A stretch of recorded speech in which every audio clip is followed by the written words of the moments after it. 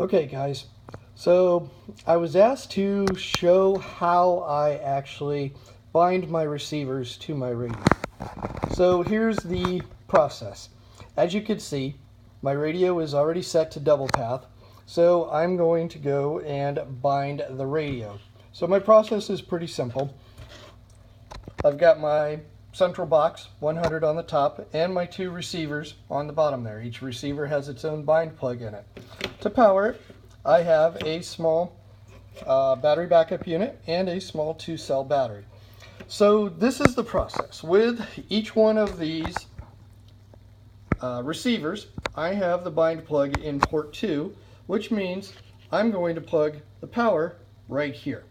Now when I do that, the receivers will bind fine as long as they're in the primary mode. So over here on my radio, I'm going to go to Advanced Properties, and I'm going to go to the wireless mode and trainer. And as you can see, I'm already in double path. Now, I've already set a pair for a primary TX module, but just because, we'll do it again. So, as you can see, it's waiting. So now, with one hand, hopefully, I can plug in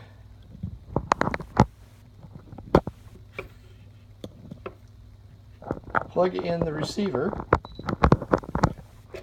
And as you can see, the receiver powered up correctly, and it asked me, really use this receiver, and it gives the serial number for the receiver. So I say yes, and as you can see, it comes up and it says check. Now, it's waiting for the secondary receiver.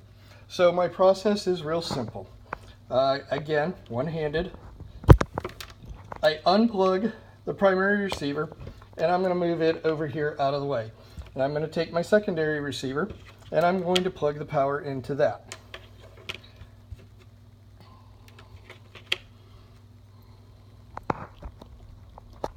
So hold on just a second, guys, and I will get this done. Got to put the phone down, so give me a second.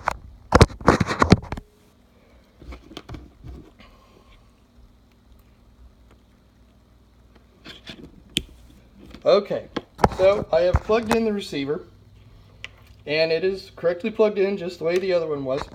But now, looking over here on my radio, it's still got the little flashing hourglass. Now, I'm not exactly sure what happens here, but if I push the button, if I scroll back up and say okay, it doesn't matter what happens. This receiver will not bind. Now, again, put the phone down so y'all can see my desktop.